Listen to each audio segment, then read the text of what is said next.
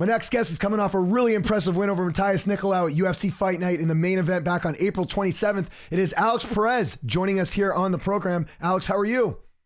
Man, good. Waking up, getting some coffee right before I head back to the gym. So get back in there to get to work. So yeah, man, another day. Yeah, right back to it. And apologies to everyone watching this. My voice is a little hoarse. I had to coach some hockey this weekend, but really impressive win, man. I can't believe it's been this long since you've had a victory with everything you've gone through. I think almost close to 3-4 years. How much of a weight is lifted off your shoulders, not only with getting the win, but you finished them. It's a main event. It was a pretty big win in your career. Um, you know, I really didn't put too much pressure going into this fight, obviously, because it was a short notice. But I mean, it's always good to win. Like I said, I tell people all the time, I'm used to wrestling and competing in wrestling. So every weekend, you lose, you can come back and win next week and the following week, and go all the way through. But these fights are only so often that the loss lingers a little bit more. So just happy to get the win and move on from here. How are you feeling going in? We saw you make weight again. It seems like that's like all good now. I know there were some complications before, but just going into the cage and taking this on a bit of short notice, how did you feel in there? I felt great. You know what I mean? I operate best when I'm active, so that's the plan. Just stay active, keep going, and go from there. As long as I'm injury free, I'm willing to step in whenever. Other than maybe getting like a first round finish, could this fight have gone any better, man? To go out there and finish a tough opponent like that, you got to be pretty satisfied with that victory. I am obviously win lose. There's always things you can take away. But I'm pretty happy with my performance. I know my camp was kind of weird just because I was helping two other fighters out. I was helping Cynthia, and I was helping Cody. So like I literally was traveling between their fight weeks to go train at Team Oyama with Colin and then Classic Fight Team and then Jiva Santana. I was going back and forth to training and coaching and kind of going back and forth. So the camp was a little weird. I'll say like I literally probably like a week and a half of actual like sit down with my coaches that were in my corner and working from there. And but it all worked out for the best. Big plus being here in Vegas. My nutritionist lives out here, Perfecting Athletes. Paulina, Denise, they took care of all my meals and stuff. So without them, definitely wouldn't be easy of a weight cut. Yeah, for sure. Anything about Matheus that surprised you in the fight, or was he pretty much what you expected? It was pretty much what I expected. You know, he. I thought he was gonna be. I mean, I kind of thought he was gonna be a little bit more aggressive, just because I took the fight on short notice.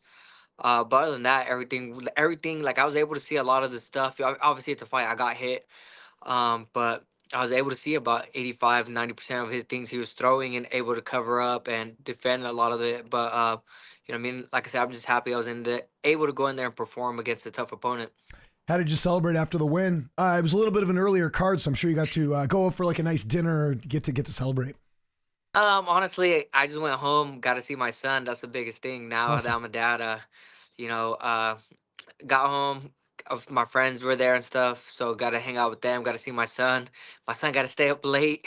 He's usually in bed tries to be in bed pretty early, but he got to stay up late. Got to hang out with him, and I wouldn't want it any other way. I'm not a big partier and stuff like that, so for me, hanging out with my friends and family is probably the best thing for me. The bonus. That's obviously a nice little added thing here. What are you going to be doing with the money? I know a lot of you guys just, save it, you use it for other things. Do you have anything you're going to be using the money on? Not just put it into savings right now, and then hopefully within the next year or two, be able to probably within the next year be able to buy a rental property, just do things like that. Like I said, I'm setting up myself for after fighting, so I want to get into a little bit of that. I always tell people all the time, fighting ain't gonna last forever. It's not how much you make, it's how much you can keep, right? Mhm. I think a lot of people think, oh, I'm making all this money, but at the end of their career, they have nothing to show for it. So for me, I'm kind of the opposite.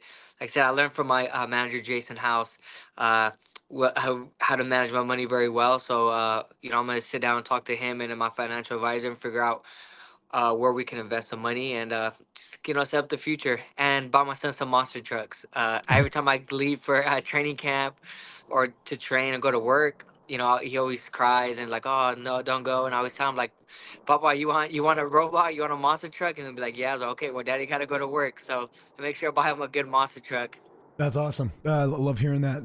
Now, obviously, timing of this fight's good because we have the flyweight title fight this Saturday. I know we spoke a bit about it before, but just kind of giving it some more thought and letting it marinate. How do you see Saturday's fight playing out for the flyweight title between Pantoja and Erceg?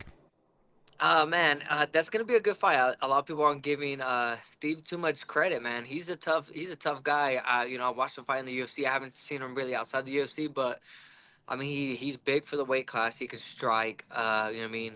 Pantoja. I want Pantoja to win just because if I when I get the title shot again, I want to fight the guy that beat me. Mhm. But Erzeg's tough, man. A lot of people won't give him credit. I mean, Pantoja's been shown that he's been able to get hurt.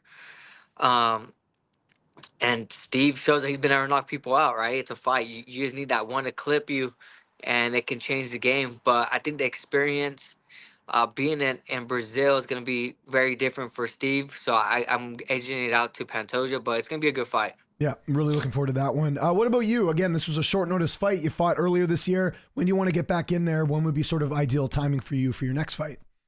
I'm going to sit down with my manager today and just figure out what's next. Honestly, as long as I stay busy, I'm fine. It's when I have those long layoffs, I feel like I get injured more when I have the long layoffs just because I'm training all the time. So for me, I think the more active I am, the better I am. One, I get better reps in the cage. From last month when I fought Makayev to now, it's two completely different fighters. So I like that preparation. I like staying busy. I like being able to stay working just because it motivates me, obviously, but it pushes me to be better and obviously take time to relax and worry about all the recovery stuff because when I'm just training for just to train and to get better, I really kind of put that little stuff aside, and that's where I end up getting injured. What about opponents? Obviously, the division's a little bit wide open right now in terms of names. And, again, I know there's a lot of guys you have not fought. Anyone in mind for your next opponent? Anybody that we're supposed to fight against, we had a lot of fights fall through, so any of those names, for me, honestly, it doesn't matter. A title shot, obviously, after this fight, everybody's like, "Oh, I'm like, hey, man, I still got to win a couple more. I won one in the last 3 to 4 years. I still got some work to do. So for me, I just keep kind of like when I first came into UFC, I just keep winning. They can't deny me. So just kind of get back to work and go from there. I'm not opposed to fighting down. I'll fight anybody at any time. For me, it's just about staying active and then getting back to that title shot. So whoever's next is next. I know the division at the top is kind of weird right now because I think Brandon Royval, I think he's the backup, right? Mm. Um, and I think after this fight he should get a title shot. Brandon Moreno's taking some time off, which is good. You know what I mean? I know Brandon and stuff like that. I know how hard he trains. We cross paths all the time here in Vegas. He's a good dude. I'm happy he's enjoying the time with his family. So he's taking some time off. Amir, I know, was off an injury. I'm not sure what's going on. Kai is coming off an injury. I know that he said he's ready to get back in there. I know Manal's coming off an injury. I think Manal and Kai are going to be probably most likely matched up just because of the bad blood between those guys. Um, and yeah, like I said, so I'm not too sure what the division's going to really like, what they're going to have for me, but whoever they say, I'm down for. Yeah, I was going to say France kind of seems like a good opponent for you because I know you guys were scheduled to fight as well, and obviously he needs to get back in there. You mentioned Amir Albazi. Had you two ever trained together? I know Cody Garbrandt did a bit, so I was wondering if was there any training with you and him? Like, would there be any issue with you and Amir fighting at all? No, I mean, I met him. He's a good dude. He was helping Cody out for a fight. I think he sparred with him a couple times before he had it. I'm not sure what the injury was. I know he had to get surgery. Mm-hmm. So, he did spar like once or twice before that. It wasn't like we like trained together or anything. Like he's a nice guy. I mean, I've shook his hands. I tell him, hey, what's up? How you doing? Kind of things like that. I'm pretty cordial with everybody.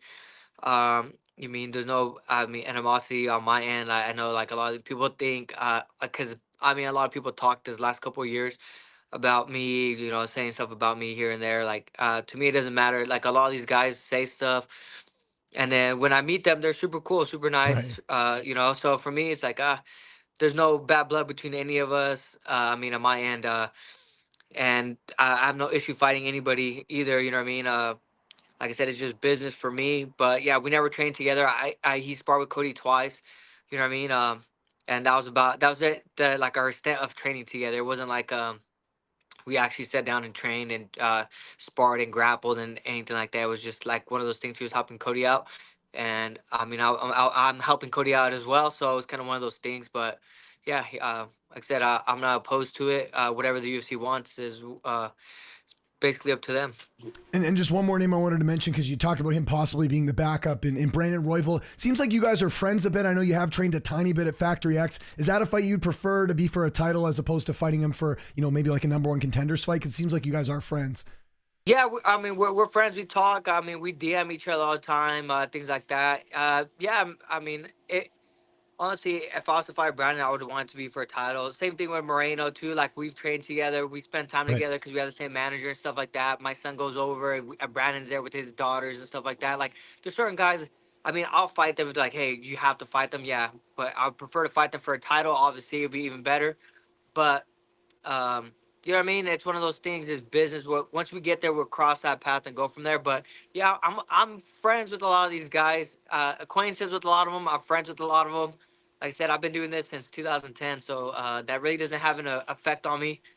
I fought my friend Jasur Flaminga. I've known him back then was like 10 years. So like I have no problem fighting them. It's only like if that's what they really really want, and that's what they're offering me, then yeah, I'll take it. But I kind of like try to stay away from those matchups if I could, just because like I said, we know each other, and I'm pretty sure they have no problem fighting me as well. Mm. I don't think it's one that like, oh, they don't want to fight me or anything like that. I think it's kind of one of those things. Like yeah, we're boys and stuff. We know we gotta do our job, but yeah, I mean, I prefer not to fight them unless it's for a title. But whatever the UFC wants is what we'll do.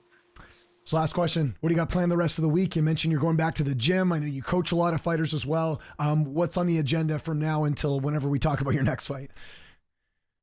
Just training, helping guys out. I got a couple of friends fighting. Alan, he's fighting in LFA coming up, May 8th or 17th, I believe, in LA. I got a couple of buddies from Team Oyama trying to get back in there. Gianni Vasquez, I'm hoping he gets on Contender Series, so he's staying ready. He's one of my main training partners. Ricky Simone just got a fight book, so I'm gonna be helping him. So I'm back in the gym right away, helping these guys out. Um, and just helping out, getting better. I always believe in giving back to the people that help me out, and that's what I like to do. And they do the same for me, so I'm back in there helping them. And always making time for interviews, Alex. I really appreciate it. And again, apologies again for the voice. I am still living, and I'm not sick or anything. It's just, hoarse voice or whatever. But if there's anyone you want to thank before we get out of here, Alex, any sponsors, any social media, I'll give you the last word. Yeah, man. Thank you for having me. Always good talking to you. I want to thank my sponsors, Burn Factory. Thank you guys so much. You guys are incredible family. Just thank you guys for everything you guys do for me and my son. Drink HRW. Thank you guys so much. Thank my management team, Jason House, uh, and the team, Jeremy Lucha, Jacob Parga, Lance, Ed, everybody on the team. Thank you guys so much. Like I said, you guys believe in me and kept pushing me. I want to thank my coaches, Colin Oyama, Tyler Wambles, Jiva Santana, everybody out here in Vegas, the UFC PI staff, medical staff, and the strength and conditioning, the whole UFC PI, everybody from top to bottom. Thank you guys so much for everything. Like I said, without you guys, we wouldn't be here. And yeah, I can't wait to see what's next.